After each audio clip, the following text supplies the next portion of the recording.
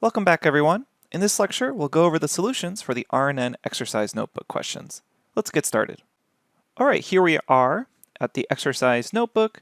Recall that we want to make sure we run these top cells here. The first one does all our imports as well as reading in our CSV file. Recall that if you get an error running this first cell, please triple check if you're passing in the right directory to wherever this .csv file is. It's under data, time series data, energy production.csv. And then you can go ahead and run this next cell in order to actually visualize the portion of data that we're looking at. So there's some clear seasonality as well as it looks like there's an upward trend. Up next, we needed to prepare the data. So first we wanted to divide the data into training sets and test sets. So the way we're going to do that is simply define test size as 12. We'll also define window size as 12. And then to actually grab the components of the set, we'll say for our train set, go all the way from the beginning and then go up to minus the test size. And for the test size, basically it's the opposite. Starting from basically 12 away from the very end, go to the end. We'll go ahead and then run that.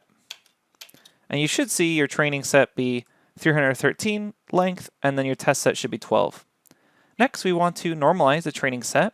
So we created this min-max scalar object for you in order to actually both fit and transform. We can either do it in 2 lines or 1 lines, as mentioned in the lecture. We can say scalar.fit underscore transform to do this all in 1 line. The thing we have to remember is we need to actually reshape the data into -1 by 1 in order for it to fit into the way min-max scalar is expecting it. So we go ahead and run that. And then after scaling that, we'll see that the original has this first item at this value, but after you scale it, it should be at this value. Next, we want to prepare our data for LSTM, those long short-term memory units. Go ahead and run this cell. It's the input data function that we've been using throughout this section of the course.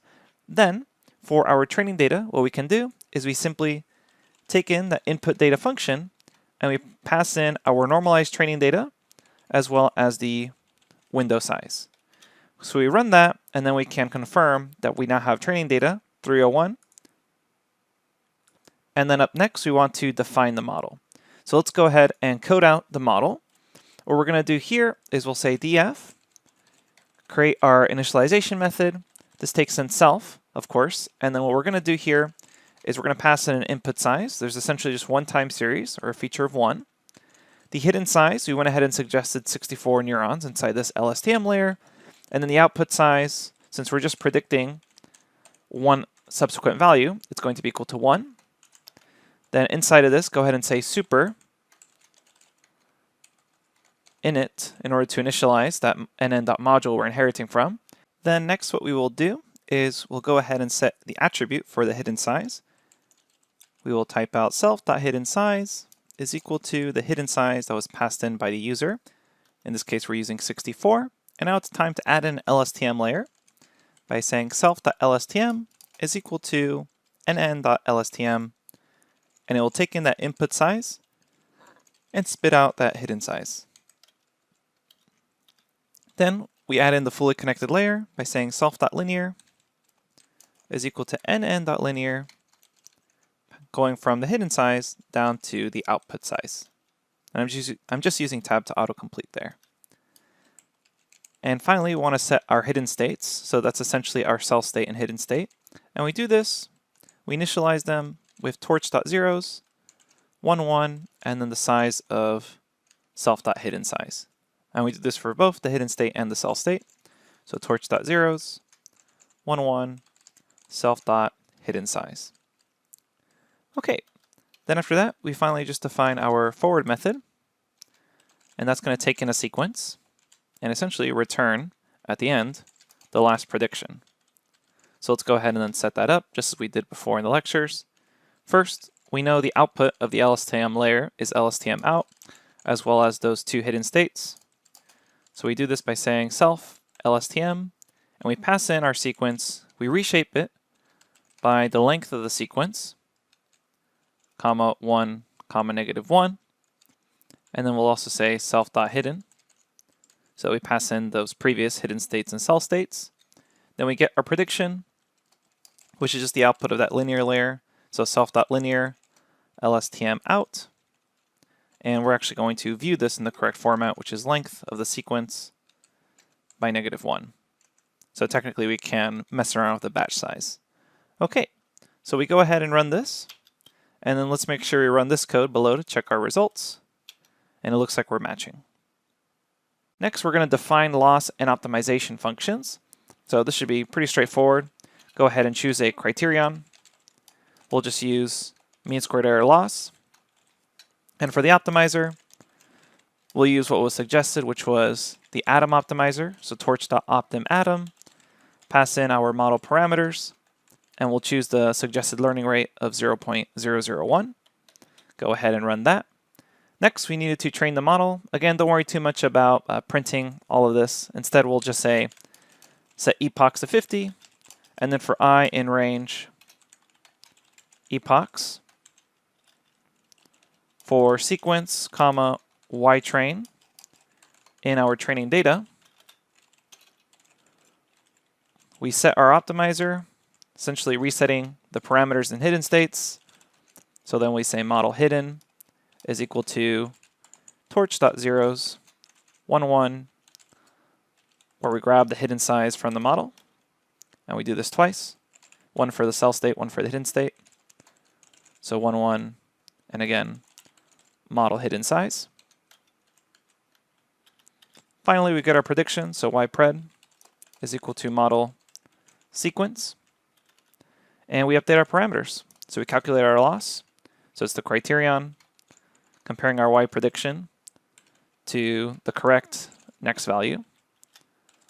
We'll go backwards. And then optimizer step, we update those weights and biases. And if you want, you can have an optional print statement. I'll just go ahead and, whoops, make sure we spelled this right, not Z step, S step. I will go ahead and just print out what epoch we're on. So we'll go ahead and just print out I, since that will be the epoch. So we'll go ahead and run this for training, and you should be able to see here just a single number being printed. I'm going to fast forward in time until this is done training for 50 epochs. Okay, so this is now finished training for 50 epochs. What we're going to do for the next step is to evaluate the model using the test set. So we'll go ahead and look 12 timestamp points into the future, and our predictions are going to begin with our normalized training set, and we're going to go back one window size all the way to the end, and this will be a Python list that we continually add to as we get more and more predictions one by one. Then for I in range future, what we'll do is we'll begin by setting our sequence as torch.floatTensor, starting with our predictions minus the window size all the way to the end, essentially updating as we go along. And without updating any weights, so torch, no gradients, we'll set our hidden state. So that's going to be torch.zeros 1 1 by model hidden size. And we essentially repeat this for both the hidden state and the cell state. So I'm going to copy and paste that here. And then finally, we take our predictions and we're going to append what the model predicted off that sequence. In this case, we just want to grab the single item from that tensor of 1. So we go ahead and run this. And after you run that, you can run the code below here to check your results. So if you use the same torch seed that we did, your results should actually be exactly the same. So now it's time to inverse transform those predicted values. And the way we can do that is simply by saying true predictions is equal to scalar inverse transform. I will pass this in as a NumPy array. Take my predictions from my window size all the way to the end, and I want to reshape this to the correct format of -1 by 1.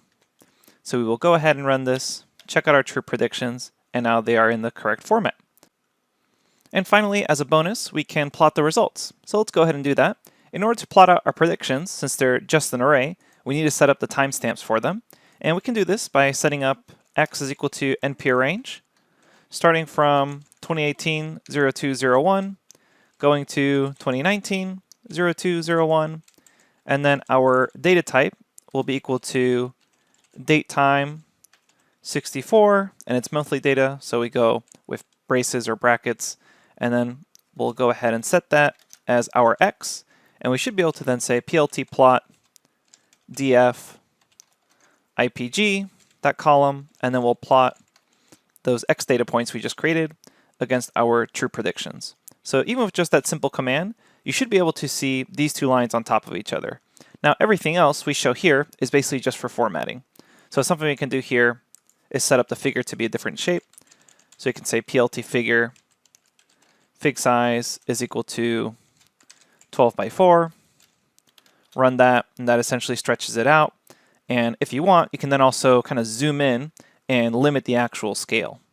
So again, notice here we're kind of seeing everything, but if we want to really zoom in, what we can do is we can just limit how much of the original data frame we see.